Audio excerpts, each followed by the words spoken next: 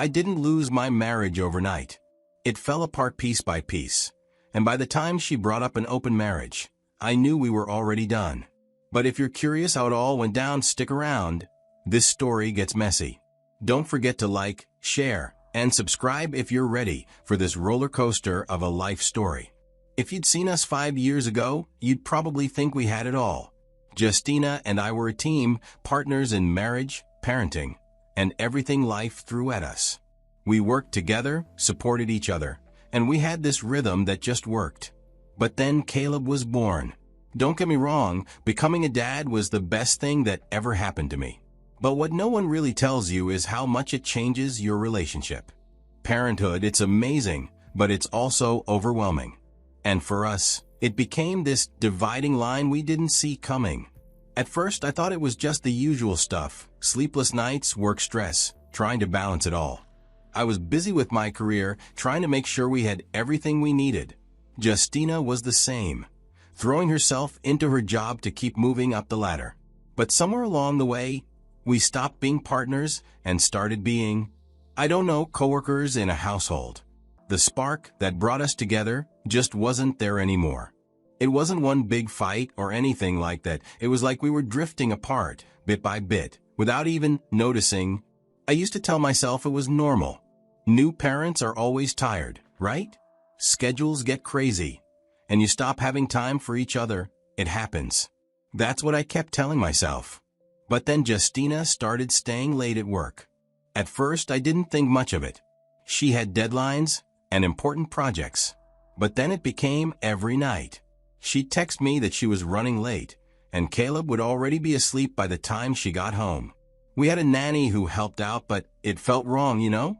Like our family time was just slipping away. I'd wait up for her most nights, hoping we could at least talk or spend a few minutes together. But when she came home, she'd be exhausted or distracted, always on her phone or wrapped up in something else. I'd try to start a conversation, but it felt like talking to a wall. She'd give short answers, like she didn't have the energy or didn't care. After a while, I stopped trying. What was the point if it always ended the same way? The thing is, it wasn't just the late nights. It was the way everything changed. She brushed off questions about the future, like where we were heading or what we wanted for Caleb. Those conversations used to excite us, planning, dreaming. Now it was like she didn't even want to think about it. And then came the arguments. At first, they were about little things, chores, schedules, stuff every couple argues about. But they started feeling heavier. After each fight, the silence would drag on longer and longer. We'd just go through the motions: work, Caleb, bed, repeat. It felt like living with a stranger. And the worst part? I didn't know how to fix it. It all came to a head one night, and honestly, I can't even remember what started it. Something small, like whose turn it was to pick Caleb up from the nanny, or what we'd have for dinner. It was one of those everyday things couples argue about, but this time, it didn't end like the usual little spats. This one blew up. Justina said she felt trapped. That word hit me like a slap. Trapped? In our marriage? In the life we built together? It didn't make sense to me. We'd worked so hard to get to where we were, a house, a stable life for Caleb.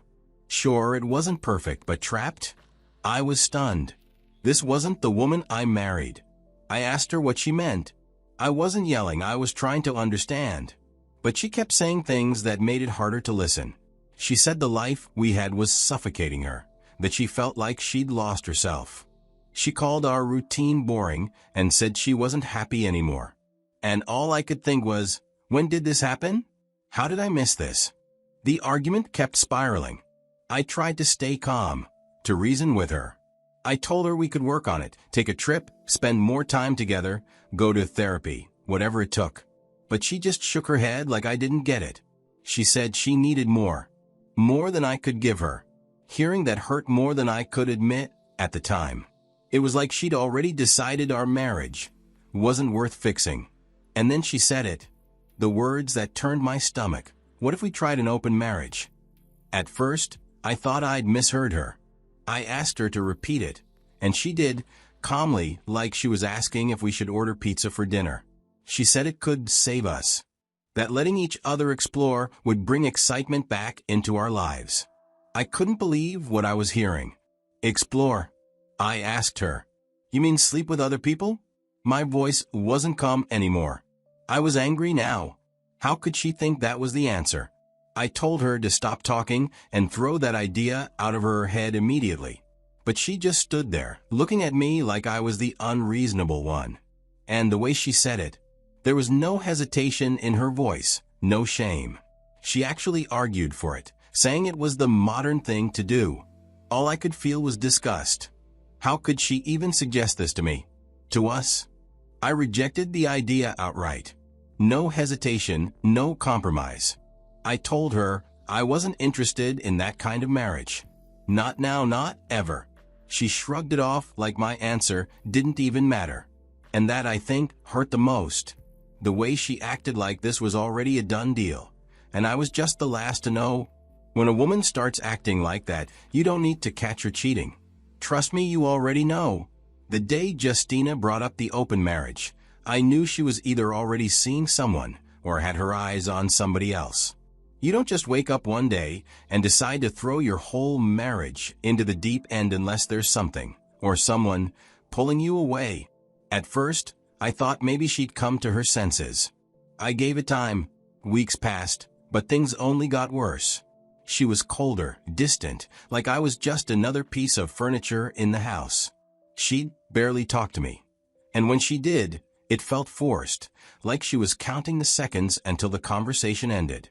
It wasn't even worth trying to fix it anymore. I couldn't shake the feeling that she was already gone. So, I made the decision. Divorce. It wasn't easy, but at that point I couldn't see another way out. What's the point of staying married to someone who's already halfway out the door? I thought deciding to end the marriage was the hard part, but I had no idea what was coming next. The custody battle.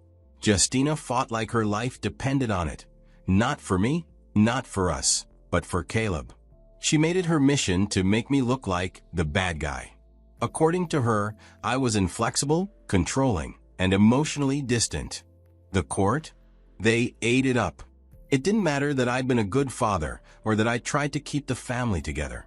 In the end, she won primary custody. I was left with scraps, limited visitation rights, and a constant ache in my chest every time I thought about Caleb. I tried to stay connected, though. I called. I sent gifts, cards, letters, anything to remind him I was still here. But she shut me out. She wouldn't pick up the phone, wouldn't give him the letters. I started to feel like I was disappearing from my own son's life. And then, not even a month after we separated, I saw him. Some guy hanging around her place. You could tell he was comfortable. The way he carried himself, walking out of the house like it was his. And then I saw Caleb with him. They were laughing, playing catch in the front yard like this stranger was his dad. That broke me. It wasn't just about Justina moving on so quickly, although that stung more than I want to admit. It was seeing my son with another man, acting like I didn't exist. All the years I spent loving him, raising him, and being there for him could be replaced just like that. I wanted to march up to that house, to tell Caleb I was still his dad, but what could I do? Justina had control. She had the court support, and she made sure to remind me of it every chance she got. So I buried the pain. I poured everything into my work. It was the only way to keep myself from drowning in the weight of it all. Because when you lose your family like that, and when you lose your son like that, you either find something to hold on to, or you let the pain swallow you whole. A year after the divorce, Justina took me back to court. She wanted more child support. She claimed the money I was already paying wasn't enough to take care of Caleb. I was furious. It wasn't just about the money. It felt like she was using Caleb as a tool to get back at me. I had been trying to stay in my son's life, but every effort I made was blocked. She ignored my calls, didn't let Caleb visit, and even kept the gifts I sent him from reaching him. I knew this wasn't just about finances, it was control. Thankfully, my lawyer was prepared. He brought up everything Justina had been doing to keep me from Caleb. The missed calls, the blocked visits, the unopened gifts. The court listened. For once, it felt like they saw through her games. The judge ruled in my favor, and I'll never forget what they said to her. You cannot gatekeep a child from their father. They put a visitation schedule in place, and for the first time in a long time, I had a chance to be a real part of Caleb's life again. That first visit with Caleb was awkward. He barely looked at me at first, and kept his distance like I was a stranger. And in some ways, I guess I was. It had been a year, an entire year of him hearing who knows what from Justina about me. I could see it in his eyes. He didn't trust me. But I wasn't giving up. I knew this wasn't his fault. I started small. We played video games together, ones he liked when he visited me. I let him win sometimes, and other times he crushed me. We watched movies, ate his favorite food, and just hung out. Slowly, I saw him start to relax. He'd laugh at my bad jokes, or tell me about his school projects. Those moments meant everything to me. I could feel the walls between us starting to come down, brick by brick. Rebuilding that bond wasn't easy, and it wasn't quick. But every smile, every conversation, every time he called me Dad without hesitation, it was worth all the pain I'd gone through to get there. Caleb and I had lost a lot of time, but I was determined to make sure we'd never lose each other again. It was a Saturday morning, and I had come to pick Caleb up for the weekend. Usually, the routine was simple. She'd have him ready, standing by the door, and I'd barely get a hello before she closed it behind him. But this time was different. When I rang the doorbell, Justina opened the door and asked me to come inside. She said Caleb wasn't ready yet, that she needed a few minutes to get his things together. I paused for a second. She had never invited me inside since the divorce, not once. Honestly, it felt weird, but I didn't want to make a scene in front of Caleb, so I said, "All right," and stepped in. The house didn't change much. I stood awkwardly near the doorway, waiting, trying to keep things polite but distant. Then she walked into the living room and said, "Dre, can we talk for a moment?" Her tone caught me off guard. It wasn't defensive or cold like it usually was when we interacted. It was softer, almost nervous. I hesitated but nodded, figuring I'd hear her out. She motioned for me to sit down, and that's when she started. "I made a mistake," she said. Her voice was shaky, and she wouldn't look me in the eye. I thought I knew what I wanted, but I didn't. I stayed quiet, letting her speak. She went on to tell me how things had fallen apart with the guy she was seeing. Apparently, he had been abusive, controlling, manipulative, and worse. She didn't go into every detail, but what she said was enough. I could see the exhaustion on her face, the pain she'd been hiding. "I was wrong about everything," she continued. "About leaving, about asking for what I asked for. I see that now. And I miss us, Dre. I miss what we had. I want us to try again, for Caleb, for us." I sat there stunned. I couldn't believe what I was hearing. This was the same woman who had torn our family apart, who had kept my son from me, who had moved on so quickly it made my head spin. And now she wanted to come back? After everything? I took a deep breath and said, "Justina, no." My voice was calm, but firm. "I don't hate you. I don't even hold onto the anger anymore. But I can't go back. I can't risk putting myself in that place again. Caleb is my focus now. He deserves a father who's strong enough to move forward, not one who's stuck in the past." She looked at me like she didn't understand, like she thought I would just say yes and everything would magically go back to how it was. But I couldn't do that, not for her, not even for the memory of what we used to have. When she finally got up and walked away, I felt a strange mix of emotions. Relief, sadness, closure. I didn't owe her anything anymore, not after all that had happened. My job was to be there for Caleb, to rebuild what we'd lost and give him the stability he deserved. A few minutes later, Caleb came running out with his bag, excited for our weekend together. And in that moment, I knew I was making the right choice. Losing her was painful. I won't lie about that. But losing Caleb? That was a different kind of pain, like losing a part of myself. I used to sit in my apartment, staring at the little toys he'd left behind after his visits. I have him back in my life. It's not perfect. Rebuilding that connection hasn't been easy. But slowly, day by day, we're finding our way. Whether it's helping him with his homework, kicking a ball around in the park, or just watching cartoons together, those little moments mean everything to me. As for Justina, she made her choices, and so did I. I've let go of the anger, not for her sake, but for mine and for Caleb's. He deserves a father who's present, not someone who's stuck in the past. And honestly, for the first time in years, I'm at peace with where I am. My focus is on being the dad Caleb deserves, and that's a job I won't fail at. But what do you think?